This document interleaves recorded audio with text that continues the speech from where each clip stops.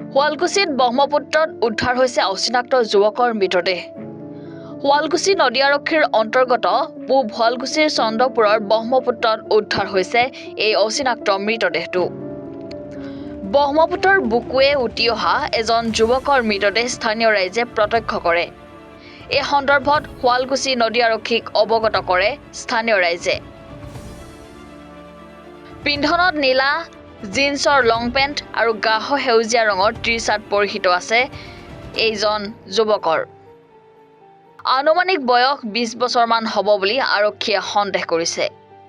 মৃতদেহটো আৰক্ষীয়ে উদ্ধাৰ কৰি মৰণোত্তৰ পৰীক্ষাৰ বাবে GMCHলৈ প্ৰেৰণ কৰে। আমি ঘূৰিব আহোঁ, সোনকালতে আমি নদী পাৰত ঘূৰিব আহিছিলোঁ। আহোঁতে এটা আমি ডেড বডি লক্ষ্য কৰোঁ নদীত, শুৱালকুছি চন্দ্ৰপুৰ ঘাটত। লক্ষ্য কৰি কিনে আমি জনাওঁ আৰক্ষীক, আৰক্ষী আহি কিনে ডেড বডিটো চাই এতিয়া বামত উঠাই থৈ দিছে, নিব আৰু। ডেড বডিটো সেই পুৰুষ মহিলা নহয়, পুৰুষ।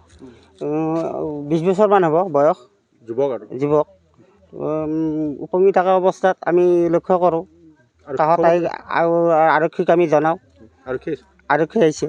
চিনাক্ত কৰা হৈছে নেকি? চিনাক্ত আমাৰ এৰে নহয়, অচিনাক্ত আমাৰ এৰে ল'ৰাই নহয়, গুৱাহাটীৰ হ'ব পাৰে। পিন্ধনত কি আছিল? এই জিন্সৰ লং পেণ্ট আৰু স্পৰ্টিং এটা পিন্ধি আছে। শুৱালকুছিৰ পৰা মৃণাল দাসৰ ৰিপৰ্ট, এনি ভাৰত 24।